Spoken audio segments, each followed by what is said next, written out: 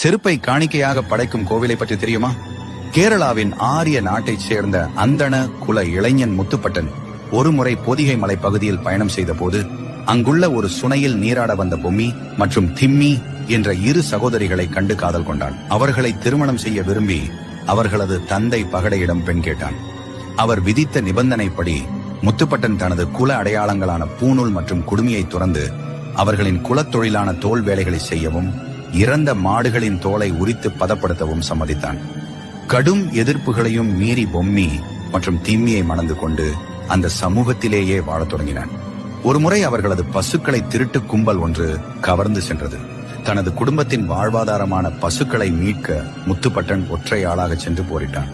எதிரிகளை வீழ்த்தி பசுக்களை மீட்டெடுத்த தருணத்தில் ஒருவன் வஞ்சகமாக முதுகில் குத்தி கொலை செய்தான். முத்துப்பட்டனின் பிரிவை தாங்க முடியாமல் பொம்மியும் திம்மியும் தீ பாய்ந்து உயிர் துறந்தனர். இவர்களின் தியாகத்தையும் மெச்சிய சொரிமுத்து ஐயனார் அவர்களை தனது தளபதியாகவும் காவல் தெய்வமாகவும் ஏற்று தன் அருகிலேயே இடமளித்தார். இன்றும் அவர் பட்டவராயன் என்ற பெயரில் காவல். Download ShareChat.